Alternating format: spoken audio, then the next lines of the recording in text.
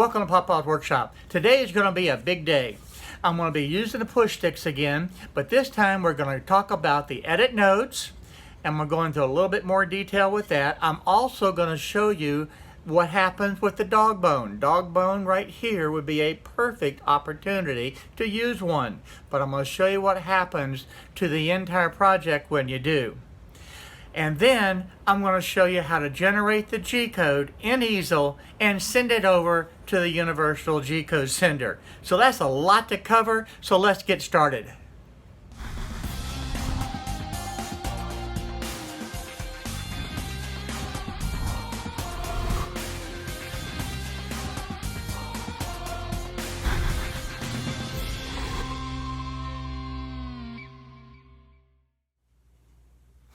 Before we get started on today's video, I need to ask a big favor. Recently, YouTube has changed their algorithms and it's making it increasingly difficult to be able to get my message out to all the people that are interested.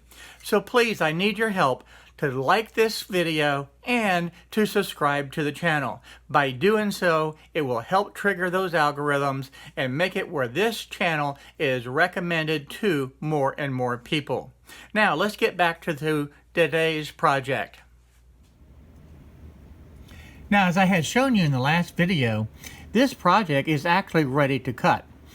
But right down here, when that bit comes along and cuts this, it is going to leave a rounded corner. It's not going to be a sharp corner.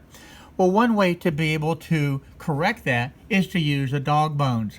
So if I have this whole entire project highlighted, I can go over to the apps and I can click on the apps, swing down here to where it says Dogbone Generator, and we'll click on that. Now, the bit that I'm using for this project is going to be the 1/8 inch or the 0.125. So that is good. And then I can go ahead and import this into the project. Now when you do that, it creates a brand new project. And what I'm going to do is zoom out and slide this over so that we can take a look at it. The first thing that you notice is that the Dogbone is in place. And that way when the bit comes around, it'll go into that little corner, cut that out, so that the material, when you're actually using this, will slide right up into the corner. So as far as that goes, the Dogbone works great. You'll also notice the yellow tabs here, and if I zoom out, you'll see some more where it placed in the tabs. And if you'll recall, I wanted no tabs. Now here's the next thing that I want to look at.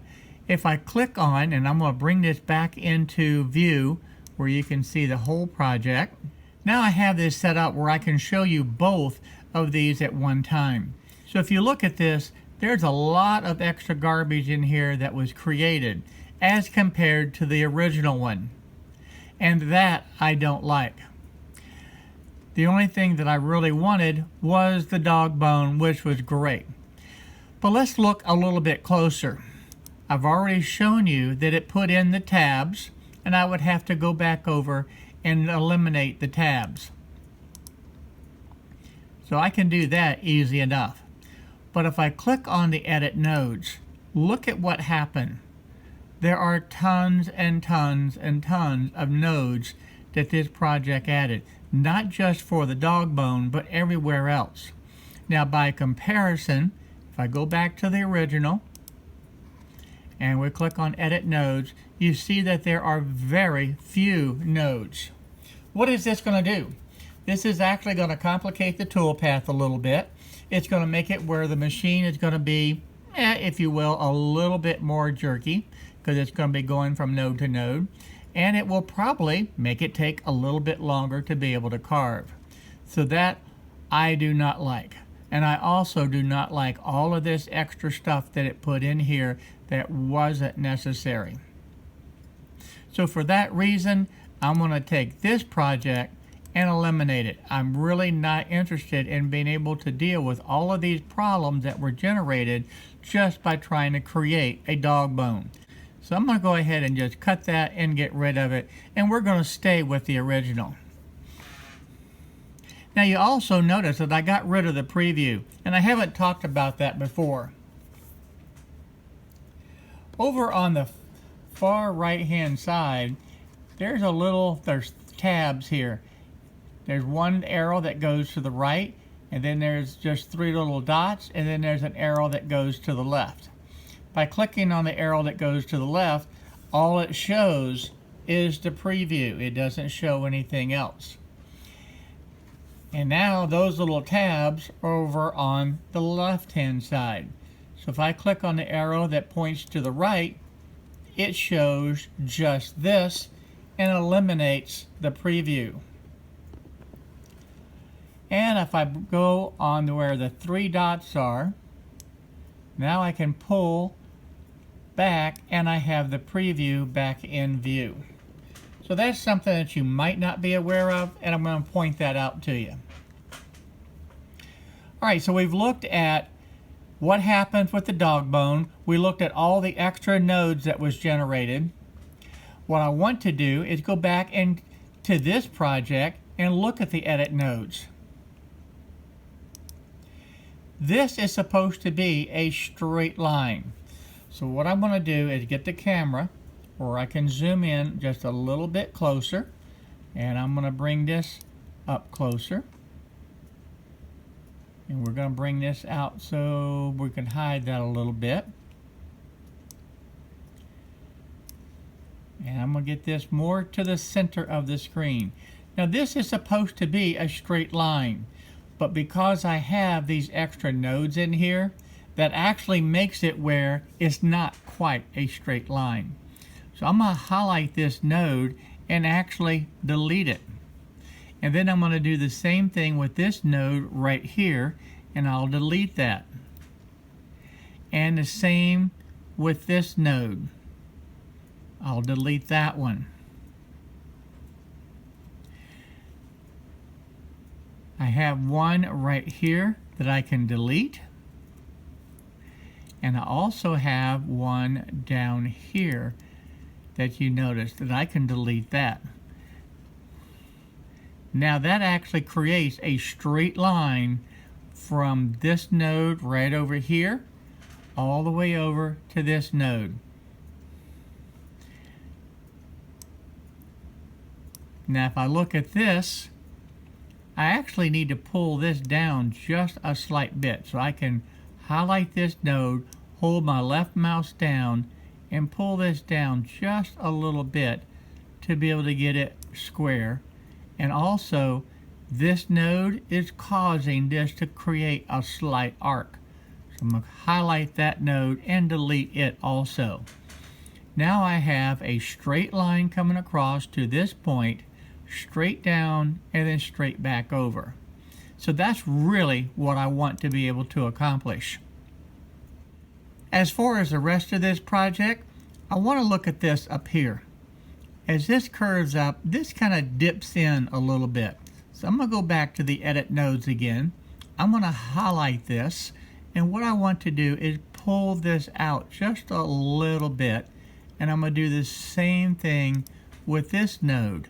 I can hold down the left mouse and I can push it out just a little and make it hopefully a little bit more of a comfortable handle to be able to hold. This one kind of dips in. We'll do the same thing. I'm going to push that out just a little. I don't like that. So if I don't like that, I can come up to edit and undo that point, and we'll eliminate that. And let's see if I can do this again. Hold down the mouse, and I want to be able to push that out just a little bit. And that did it a little bit. That's better. I'm going to highlight this one more time, and I want to push that out just a little bit. And you also notice these little handles here. Because this is the node, but if I take this handle, you see how I can actually move that handle and be able to move it ever so slightly. And there's my handle here. Whoop, lost it. I can take and make my adjustment ever so slightly.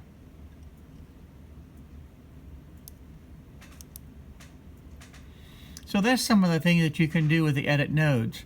Now the other thing that I want to do is take this whole entire square and make it just a little bit larger. Now right now it's 1 inch in diameter, but I want to be able to stretch this out a little bit. And I can grab that handle and make it a little bit wider. And I can actually reposition that a little bit into that direction. Now as I'm working with these different nodes and I have this arm, you see that red line that comes up? That's actually anchoring to another point. That's a snap line. Now if I don't want the snap line, I can come over here and it says hold the Alt key to disable the snapping. I can hold the Alt key down and then grab that node, and then I can move it around and I'm not having to worry about it snapping to a particular point. That's a real nice feature. So I repositioned this node. I also took the handle right here that was attached to it and move that around.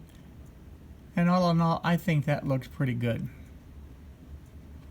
So that's just some of the things that you can play with as far as these nodes to make it even better. Now I want to get ready to be able to carve both of these push sticks. And the second one was over here on this other workpiece. And what I'm going to do is highlight this and I'm going to copy it. I can select copy, bring it back over to my other workpiece, and I can also hit Control V and bring it in position. What I'm going to do is generate the G-code for this, and I want to be able to do both carvings at one time. So I'm going to slide this up just a little bit, and I'm going to put this one right down here at the bottom. My XY 0 point is going to be down here at the bottom left hand corner, and that is fine. And there are no tabs, and again, that's what I want. Now I went over to my scrap bin and I found a piece of wood that I can cut these out. And I'm going to go over to the size, because the size of this board is going to be a little bit different. So I'm going to click on this, and the width is 15.75, which is plenty of width. And the height of this is 10 inches. So wow, will that fit? Let's play with this and see if we can make this now fit these two projects. Okay, I went ahead and positioned both of them. If I slide that over just a little bit into that area and have this one slid over a little bit to the left, it's going to work and still give me just a little bit of clearance at the top. So that's very doable. So I'm going to leave this as it is, and I am going to, now that we've covered the Dogbone and we've covered the edit nodes, the next step is to go into generating the G-code. To get started on preparing to do the G-code, you have to make sure that everything is right here. So I want to be able to take this and move this down just a little bit. Whoops, it grabbed everything, and I don't want everything grabbed. All right, I like how that's positioned. That will carve just fine. Now, the most important thing you have to know when you're getting ready to generate the G-code is that all of your settings have to be done here. It cannot be done once you send it over to the Universal G-code sender. So I know right now that the bottom left-hand corner is going to be the home position. I know that it's going to carve this correctly, but I need to verify everything else. If I come over here to the top, I'm going to verify the thickness of the wood, and I'm going to grab the calipers and make sure that 0.5 is going to be correct.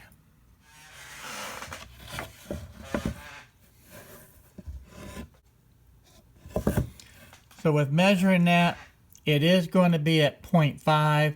I want to set that at 0.51. I want to make sure that it cuts all the way through. So that's the first adjustment that I want to make. So this is going to be 0.51 of an inch. I think that'll be good enough. we're going to come back over here and highlight everything and just verify that this is at 0.51, and it is. With that set now, I want to come over to this section where it has cut settings. I do not want 40 inches a minute. Remember, I cannot change it once I do this. I'm going to go ahead and change this to 80 inches a minute. I think it'll work just fine. The plunge rate at 12 inches a minute is fine. The depth per pass is, I do want to make an adjustment there. I can make that a little bit more aggressive. There are a lot of guidelines and things to be able to follow. One of the guidelines is that your depth per pass should be about half of what the bit diameter is going to be. With that being said, instead of the 0.05, I'm going to make this at 0.06 because that is about half the diameter of my bit. I'm using an 1/8 inch bit or a 0.125 diameter bit. So we're going to leave that set. So that is all taken care of now. So I'm going to go ahead and get out of that. With everything set and confirmed, I can now generate the G-code. To set the G-code, I'm going to come up to this menu selection right here where it says Machine, and then I'm going to select Advanced. At this point, you get the drop-down menu that says Generate G-code. So I'm going to click on that, and now it asks me, it doesn't take but a moment to generate that G-code, and now it's asking me to export the G-code. So my scans coming up is taking care of that, and I now have that exported, and you can see down at the very bottom of my computer the name of this file is pushsticks.nc. So now I can close out of this. Don't need this anymore. I'm going to go ahead and minimize this section. No longer need it. Now when I open up the file for the downloads, there is my pushsticks.nc. Now what I want to be able to do is take this and I'm going to put it right up here on my desktop. That way it'll be easy to find when I'm setting that up for my carving. Okay, I've gone over to my menu selection. There's my G-code sender right here. I'm going to click on Start in Windows, and that's going to go ahead and get everything set up for me. And there we have it.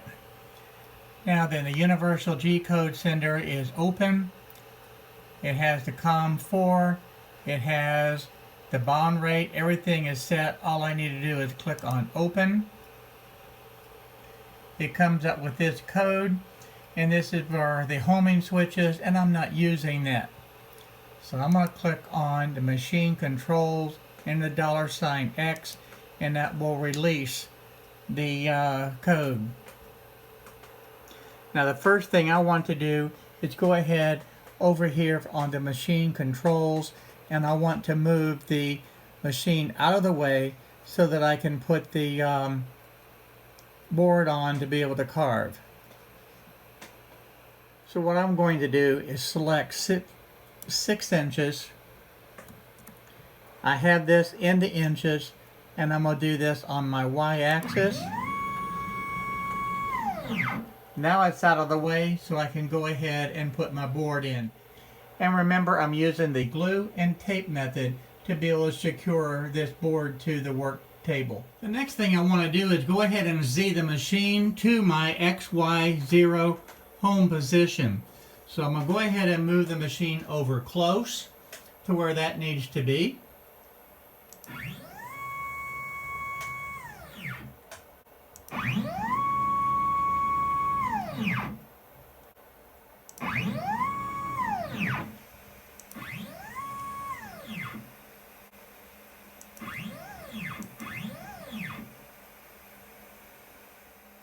Now I'm going to go ahead and set up my 3-axis touch plate.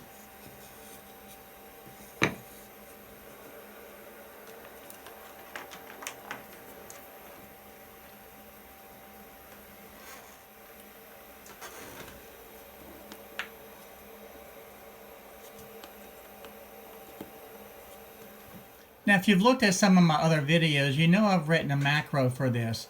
So I can select on the macro and actually have C2, which is set up just to do the Z-axis, and then I have C3, and that does the 3-axis touch plate. So I'm going to go ahead and click on that, and it will do the probe.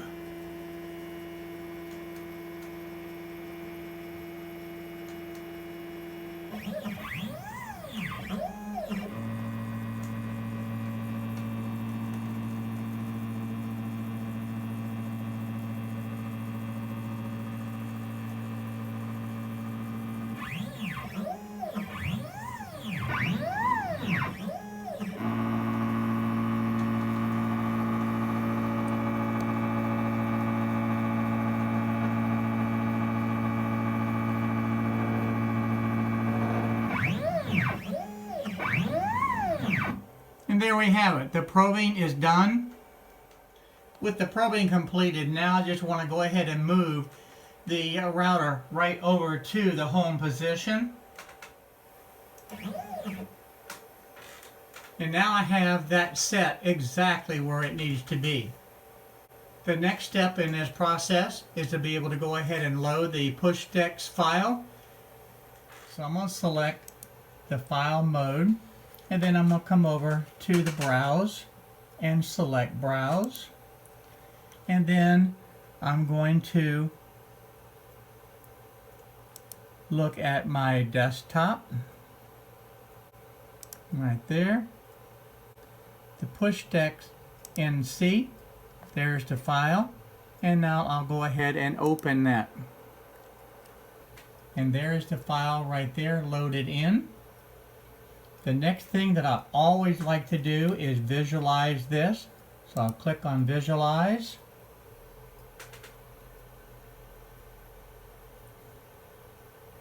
And now I get to see exactly what it's going to be carving. This yellow line is exactly where the machine is right now at the XY0 position. And it shows the exact toolpath on how it's going to carve. And that all looks good. So I can close that. The only thing that's left now is to hit send. So I want to go ahead and turn the router on, and then I'll hit the send button. Now in the Easel software, you have a complete checklist to be able to follow.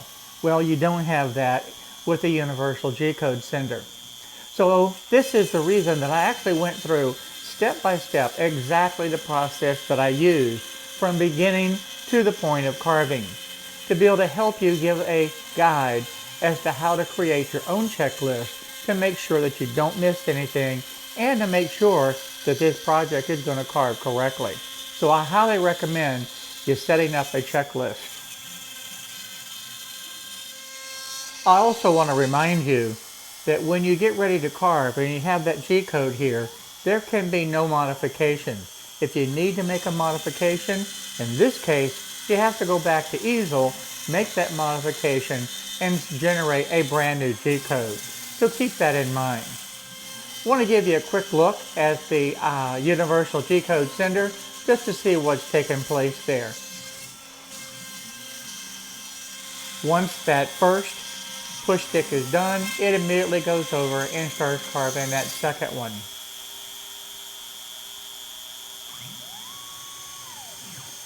Just as a reminder, I am using the 80 inches per minute, which actually is very conservative for this machine. I actually could speed that up. But for the sake of showing you on this video, 80 inches per minute is actually a good speed. But keep in mind, these speeds can change based on your machine and how it reacts to the different settings. But as far as this carve, it only took just over 9 minutes. 9 minutes, 29 seconds. And it is finished. The next step, I just want to move this out of the way so that I can remove the project from the wasteboard. I really like using the glue and tape measure for projects where I am cutting all the way through. And the other reason is there's no clamps to get into the way. and I like that also. So this is my go-to method to be able to secure the projects to the wasteboard. And cleanup is really easy. I can just pick up the tape, vacuum the sawdust, and I'm done. Well, there you have a little bit more detail on the edit node mode in the Easel software, as well as a look at the Dogbones. So the Dogbone may or may not be the right choice for your project, but only you can know that. So I showed you both the good and the bad with that. And most importantly today, I was able to show you how, step by step, to generate the G-code from a design that you did in Easel all the way to the point of bringing it up and opening that file in the Universal G-code Center and carving it. So I now have 2 additional push sticks for my shop. And the nice thing about it is, if I ever need another set, all I gotta do is pull up that file and carve it. It's right there ready to go. You know, I hope you liked this video today, and if you did, please go ahead and give me a thumbs up and subscribe to the channel. Also, don't forget, hit that little bell notification so that you'll be notified on all the videos that I upload. And again, thank you for visiting my channel today, and I hope to see you soon.